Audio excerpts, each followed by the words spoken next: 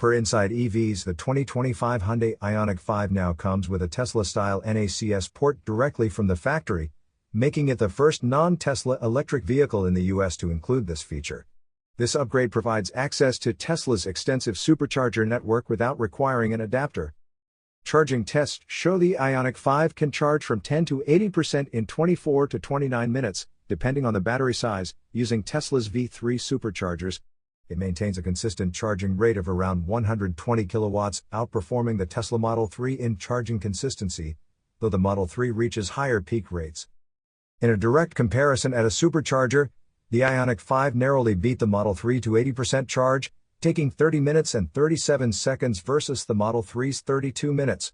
However, the Ioniq 5 experienced a charging interruption during the test, highlighting potential reliability concerns for non-Tesla vehicles using the NACS system. You are listening to Yuan News.